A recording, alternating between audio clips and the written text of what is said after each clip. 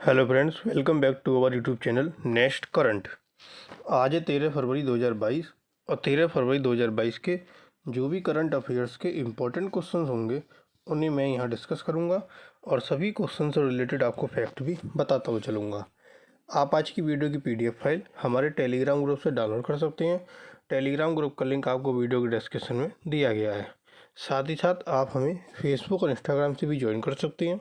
Facebook और Instagram के link भी डिस्क्रिप्शन बॉक्स में प्रोवाइड कराए गए हैं। अगर आपको वीडियो पसंद आए, वीडियो को लाइक, कमेंट और शेयर करना ना भूलें। अगर आपने अभी तक चैनल को सब्सक्राइब नहीं किया है तो चैनल को सब्सक्राइब कर नोटिफिकेशन बेल को जरूर प्रेस करें ताकि आपको सभी वीडियो के नोटिफिकेशन मिलते रहें। तो चलिए शुरू करते हैं आज का अपना पहला क्वेश्चन।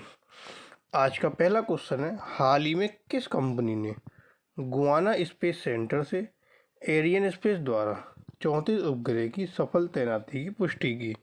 तो यह पुष्टि वनवेव कंपनी ने की है, यानी कि ऑप्शन ए। भारतीय एयरटेल समर्थित वनवेव ने 10 फरवरी को फ्रेंच गुआना के कोरो में गुआना स्पेस सेंटर से एरियन स्पेस द्वारा 34 उपग्रह की सफल तैनाती की पुष्टि की। 2022 में कंपनी का यह पहला लॉन्च है।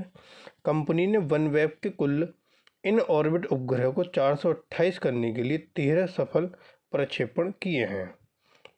यह वनवेव के लिए नियोजित 648 LEO उपग्रह बेड़े के 66% का प्रतिनिधित्व करता है। वनवेव एक वैश्विक संचार कंपनी है जो दुनिया भर में ब्रॉडबैंड उपग्रह इंटरनेट सेवाएं देने की क्षमता का निर्माण कर रही है, जिसके CEO नील मास्टरसन हैं और इसके संस्थापक ग्रेग वायलर हैं। इसकी स्थापना 2012 में हुई थी और वनवेव का जो मुख्यालय है वो आपका लंदन में है। अगला क्वेश्चन, हाल ही में भारत और अन्य देश ने पर्यटन को बढ़ावा देने के लिए एक समझौते ज्ञापन पर हस्ताक्षर किए। तो भारत और अन्य देश कौन सा है? वह है आपका ऑस्ट्रेलिया, ऑप्शन बी। भारत और ऑस्ट्रेलिया ने पर्यटन को बढ़ावा देने के लिए एक समझौते ज्ञापन पर हस्ताक्षर किए। केंद्रीय वाणिज्य और उद्योग मंत्री कौन है? पीयूष गोयल। इन्होंने ऑस्ट्रेलिया व्यापार, पर्यटन और निवेश मंत्री डैन तेहान इन्होंने समझौते ज्ञापन पर हस्ताक्षर किए। भारत ऑस्ट्रेलिया व्यापक आर्थिक सहयोग समझौता भी 12 महीने में संपन्न होने की उम्मीद है। और अभी जापान और ऑस्ट्रेलिया ने भी एक रक्षा समझौते पर हस्ताक्षर किए थे। अब ऑस्ट्रेलिया के साथ ही हस्ताक्षर हुए तो ऑस्ट्रेलिया के बारे में जानते हैं। ये है ऑस्ट्रेलिया और ये नीचे क्या ऑस्ट्रेलिया का आपका फ्लैग। ऑस्ट्रेलिया की राजधानी कैनबर्रा। ऑस्ट्रेलिया की मुद्रा ऑस्ट्रेलियन डॉलर। ऑस्ट्रेलिया के प्रधानमंत्री स्कॉट मॉरिसन। उप प्रधानमंत्री माइकल मैककॉर्मेक। अगला क्वेश्चन, हाल ही में वित्तीय साक्षरता सप्ताह के लिए RBI द्वारा किस विषय का चयन किया गया? तो RBI द्वारा चयन किया गया गो डिजिटल गो सिक्योर का, ऑप्शन सी। RBI ने वित्तीय साक्षरता सप्ताह 2022 के लिए जो विषय वस्तु थी उसमें गो डिजिटल गो सिक्योर का चयन किया। यह विषय वस्तु वित्तीय शिक्षा के लिए राष्ट्रीय रणनीति 2020 से 25 के रणनीतिक उद्देश्यों में से एक है। RBI डिजिटल लेन देन की सुविधा, डिजिटल लेन देन की सुरक्षा और ग्राहकों की सुरक्षा के बारे में जागरूकता पैदा करने पर ध्यान केंद्रित करेगा। यह 14 से 18 फरवरी के बीच मनाया जाएगा। अगला क्वेश्चन, हाल ही में किस बैंक ने संजीव बर्नवाल को नियामक ढांचे के प्रमुख के रूप में नियुक्त किया? तो संजीव बर्नवाल को नियुक्त किया है उज्जीवन स्मॉल फाइनेंस बैंक ने, ऑप्शन डी।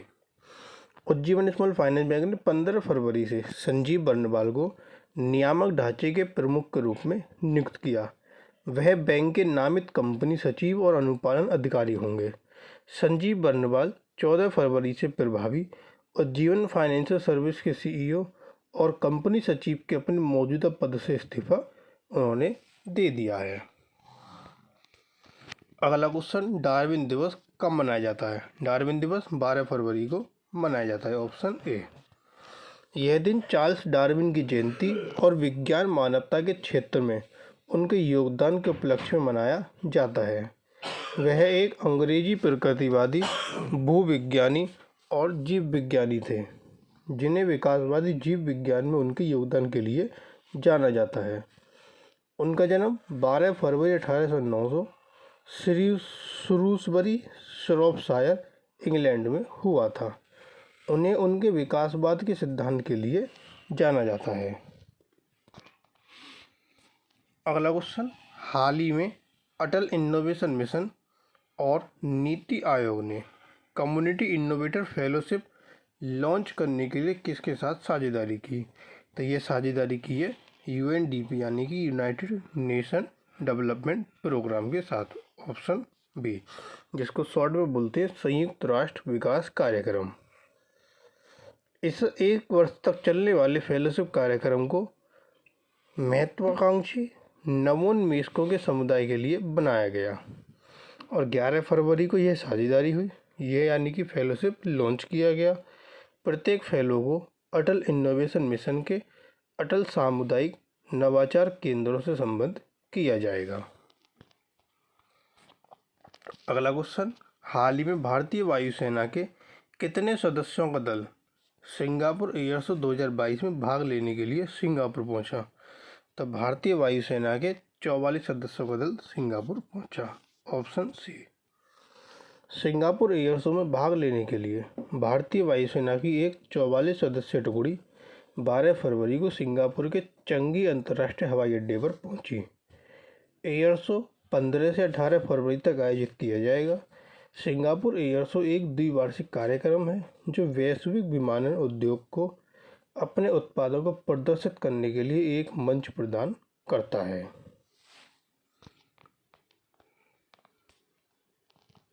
सिंगापुर की आपके भारतीय वायुसेना का एक दल पहुंचा है, तो सिंगापुर के बारे में जानते हैं। ये है सिंगापुर। सिंगापुर की राजधानी सिंगापुर, मुद्रा सिंगापुर डॉलर, ये है सिंगापुर का आपका फ्लैग। सिंगापुर की राष्ट्रपति हलीमा याकूब। सिंगापुर के प्रधानमंत्री ली सिएन लूंग, ये है वहाँ के प्रधानमंत्री। अगला क्वेश्चन, हाल ही में रक्षा मंत्रालय ने HAPS है आपका हाई एल्टीट्यूड स्यूडो सैटेलाइट। तो HAPS विकसित करने के लिए किसके साथ डिजाइन और विकास अनुबंध पर हस्ताक्षर किए? तो रक्षा मंत्रालय ने यह हस्ताक्षर new space research and technology के साथ किए। ऑप्शन डी, HAPS लगातार कई महीनों तक हवा में रहकर निगरानी कर सकेगा और संचार का समर्थन करने में सक्षम होगा। इसमें प्रमुख प्रोटोटाइप डेवलपमेंट पार्टनर के रूप में हिंदुस्तान एरोनॉटिक्स लिमिटेड होगा। अगला क्वेश्चन, हाल ही में किस IIT की महिला वैज्ञानिक को बेंजोबिथियोपीन यौगिक उत्पादन के लिए पेटेंट प्रदान किया? तो ये पेटेंट प्रदान हुआ IIT मद्रास की पहली महिला वैज्ञानिक को। ऑप्शन ए, IIT मद्रास की महिला वैज्ञानिक डॉक्टर E पुनगुगली को बेंजोबिथियोपीन नामक औषधीय रूप से महत्वपूर्ण यौगिक के उत्पादन के लिए हरित पद्धति विकसित करने के लिए एक पेटेंट प्रदान किया गया। नई विधि में माध्यम के रूप में पानी, कमरे के तापमान, गंधहीन जेंटेट, खुली हवा के वातावरण का उपयोग करके एक पॉड तरीके से मुक्त, सस्ती, व्यावसायिक रूप से उपलब्ध शुरुआती सामग्री और उत्प्रेरक को संभालना शामिल है। अगला क्वेश्चन, हाल ही में भारत ने देश के पहले कोविड-19 प्रकोप का प्रबंधन करने के लिए किस देश को चिकित्सा आपूर्ति की एक खेप भेजी? तो ये खेप भेजी गई किरीबाती को।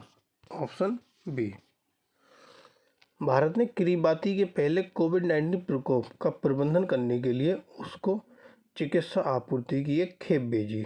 विदेश मंत्रालय ने बताया कि खेप में pulse oximeter, personal protective equipment kit और आपातकालीन कोविड-19 दवा शामिल हैं। अगला क्वेश्चन, हाल ही में किस देश के राष्ट्रपति ने अपनी इंडो पैसिफिक रणनीति जारी की?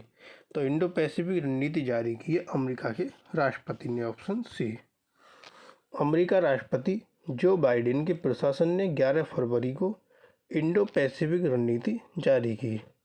इसने भारत को दक्षिण एशिया और हिंद महासागर में एक समान विचारधारा वाले भागीदार और नेता के रूप में मान्यता दी, जो दक्षिण पूर्व एशिया में सक्रिय है और सबके साथ जुड़ा हुआ है।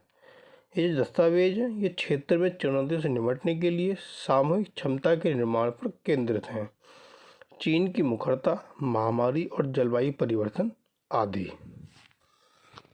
अमेरिका ने रणनीति जारी की, तो अमेरिका के बारे में जानते हैं। ये है अमेरिका, और ये क्या अमेरिका का आपका फ्लैग। अमेरिका की राजधानी वॉशिंगटन डीसी। अमेरिका की मुद्रा डॉलर।